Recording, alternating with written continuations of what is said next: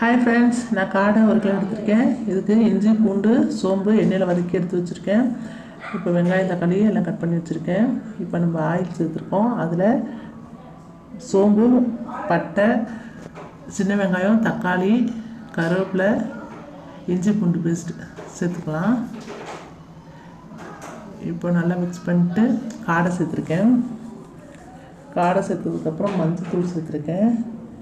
இது எல்லாமே கொஞ்சம் ஆயிலே வதக்குவோம். கொஞ்சம் ஆயில் எக்ஸ்ட்ராவே சேர்த்துக்கோங்க. இப்போ இதுக்கு தனியாத்தூள், மிளகாத்தூள் சேர்த்துருக்கேன்.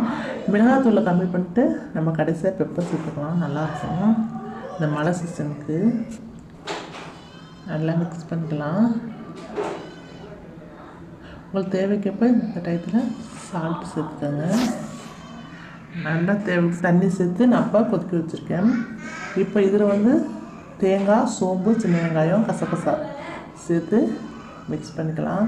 இது இப்படியே செஞ்சால் வேகாது, அதனால் நான் குக்கரில் 2 விசில் வச்சு இறக்கிருக்கேன். இப்போ நல்லா வெந்துருச்சு. நீங்களும் அதே போல் செய்யுங்க. இது வாவல் மீன் எடுத்துருந்தோம், அதையும் குழம்பு வச்சுருந்தேன். இது வறுவலுக்கு எடுத்து வச்சுருக்கேன். நல்லா இது காடை கிரேவி நீங்களும் செஞ்சு பாருங்கள். நாங்கள் எப்பவும் வாவல் மீன் தான் செய்வோம்.